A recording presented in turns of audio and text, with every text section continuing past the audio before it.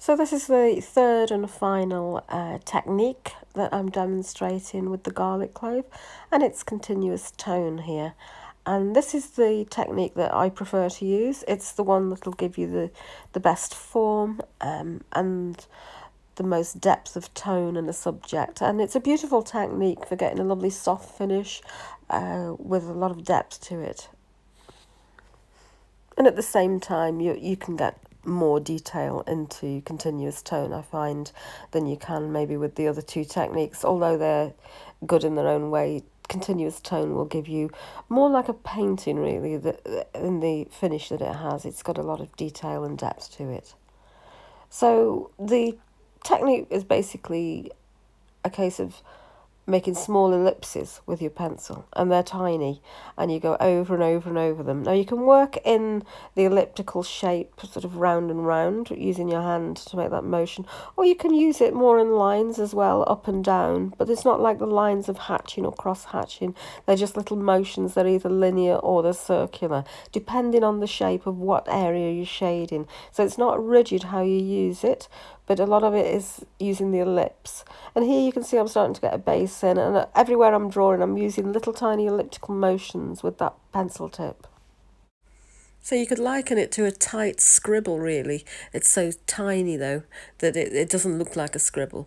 And if you find that it looks patchy, the area that you're trying to do, and you've already will have done some flat squares with continuous tone, but you may find that you have some patchiness there, you just go over it again and work in the areas where it's patchy to smooth it out.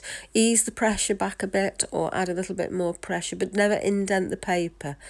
Now, with a full tonal drawing, you would actually use a range of grades of pencil. So here I can do the whole thing with a HB pencil, but I could also, if I want to go darker, I'll need to use softer grades of pencil. So you work from light to dark with these pencils.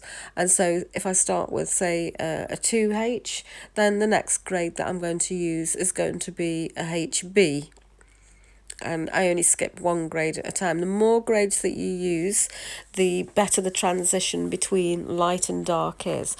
But in this case, the garlic clove is quite light in tone, so it's not going to require any very dark tones. So I can actually complete the whole things with a HB pencil quite effectively. What's most important with a tonal drawing is that there should be no obvious outline present, and this is the same regardless of the subject. So if you're drawing something white, it doesn't have a hard outline. You have to use the tone right up to the edge, and the outline should merge with that tonal work. So the tone is doing creating all of the form, and there is no reliance on outline at all. So you can see there that I actually erase the outline as much as possible, and now adding the tone in, the outline is blended into that tonal work. And that'll be the same all over the drawing. There will be no evidence of an outline left. So say, for instance, you're doing a white flower. As I say, you don't have an obvious outline. You have to work with tone.